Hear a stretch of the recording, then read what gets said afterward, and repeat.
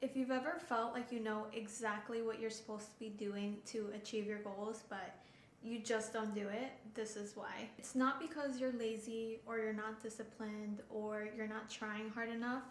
It's really because you haven't changed your identity. Really, until that changes, your behaviors won't change either. In the last video, I broke down something called the identity stability loop. It's the idea that stability is the foundation to your success. In creating a stable identity, your identity is then aligned with the ideal version of yourself. And when your identity is aligned, that translates into consistent behaviors. And those consistent behaviors will shape your results. If we want to change our results, we have to change our identity. And we do that through building stability within 5 core systems. Today we're focusing on the first and most important core system, which is identity design. So here's where we really struggle when we try to change our lives. We set a goal, and when we set that goal, we set a routine and we try and implement habits that will keep us disciplined. Those things do matter, of course, but the thing that we haven't done is define who is the kind of person that achieves this goal. Who is the kind of person that does these things naturally? What ends up happening is our actions then feel forced. We might be consistent for a few days or a couple of weeks, but at some point we end up falling off. That is because behavior that does not truly match your identity will never last. You will always fall back to who you truly believe you are. The goal here is not to force better behavior.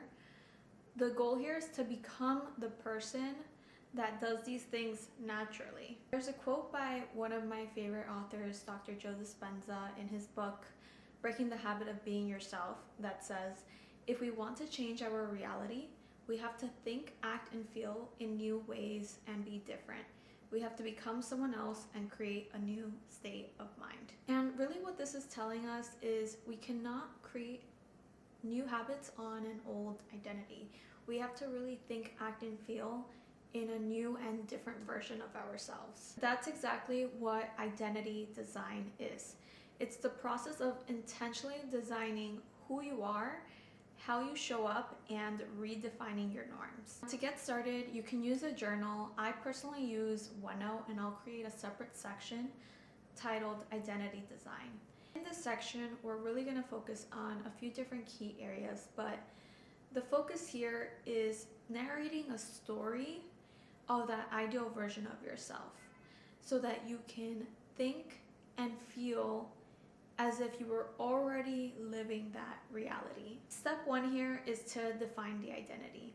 Let's think back to the marathon runner example that I talked about in the last video.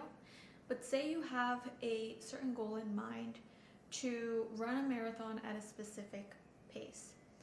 Now, you're going to want to think about the kind of things that this version of yourself or someone that would achieve this goal tends to do. So whether that's they have a structured training routine, maybe they have a meal plan in place, they're going grocery shopping, they're waking up at certain times in the day to make sure they get their runs in, they're fueling their runs. Think about all the things that a person that has this goal or has achieved this goal tends to do with their routine. Next, let's go a bit deeper and step into the experience. Now let's start to think about the things that someone achieving this goal would feel. How do you feel when you're fueling for your runs? Do you feel energized? Do you feel excited? Think about the race itself, how you feel going up to the start line, how you feel as you're hitting each of those paces throughout your race that you need to hit in order to achieve your PR. The intention behind this is to really feel the feelings as if you're already living in that reality today. This is really going to train your mind to align your thoughts and feelings with your behaviors. This is also the part where you start creating emotional alignment. Your identity isn't built off of what you say you're going to do. It's built off of your internal reality, the thoughts and feelings that you attribute to your identity. And when you start to really feel the feelings as if this were already your reality, this is your emotions getting to an alignment with your ideal version of yourself. And once you start to really feel those feelings of that ideal version, your actions will also naturally start to align with that. It's not enough to create a to-do list. You have to truly feel the feelings of being that person in order to engineer your mind into believing that this is who you are. This also allows you the opportunity to translate it into reality. As you narrate this story, you're going to start to realize that a lot of the things you're telling yourself in this story are not aligning with your true reality. So say that you want to fuel your body with whole foods, but your fridge doesn't currently have whole foods. It might have a lot of processed foods. You're going to realize that these are changes that you're going to make in your life in order to align with that ideal version. Or say you have like a specific active wear in mind for the race that you want to run, and most of your active wear is going to be running gear, but your closet is primarily filled with gym clothes. So you're going to want to make that change in your external reality to align with that story that you've already narrated about your identity. Just remember that you're not just designing your identity here, you're creating a clear and stabilized identity for your behaviors to live and thrive on. Instead of asking yourself, what do I need to do? You should really be asking yourself, who do I need to become for these behaviors to feel natural? One thing that I really love about identity design is that it really gives you so much power. You come to a realization where at any point in time you are truly never stuck.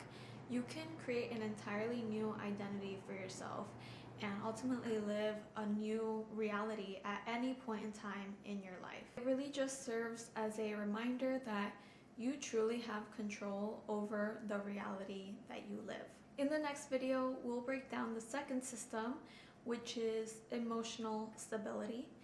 And this one's important because it's inevitable. We're going to run into emotional roadblocks throughout our life.